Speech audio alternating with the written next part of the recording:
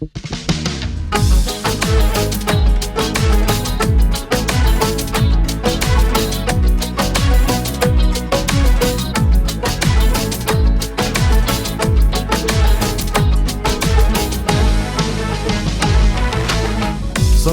hep hayat çarpı, terk eyledik evi barkı.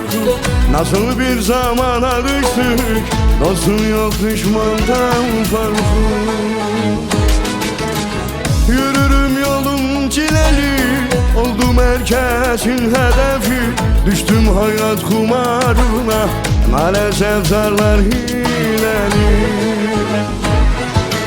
Dostum bize adam lazım, adam gibi adam lazım. Çakal her yerde sürüler, dost saçmayan adam lazım. Adam gibi adam lazım, insan lazım, adam lazım. Dostum bize adam lazım, adam gibi adam lazım. Çakal her yerde sürüler, dost saçmayan adam lazım. Adam gibi adam lazım, insan lazım, adam lazım.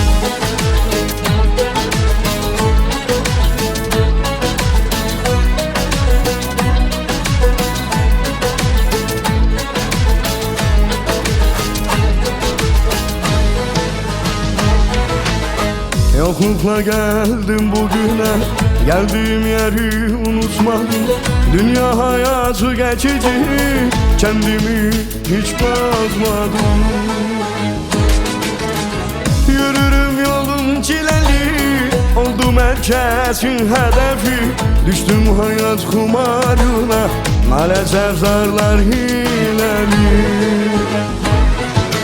Dostum bize adam lazım, adam gibi adam lazım. Çakal her yerde sürüler, dost saçmayan adam lazım. Adam gibi adam lazım, insan lazım, adam lazım. Dostum bize adam lazım, adam gibi adam lazım. Çakal her yerde sürüler, dost saçmayan adam lazım. Adam gibi adam lazım, insan lazım, adam lazım.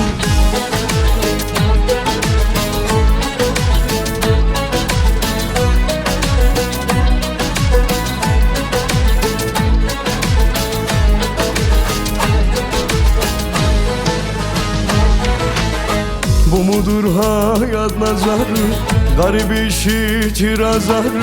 Her yerde insan pazarı, ben oldum okur yazarı. Yürürüm yolum çileli, oldum herkesin hedefi.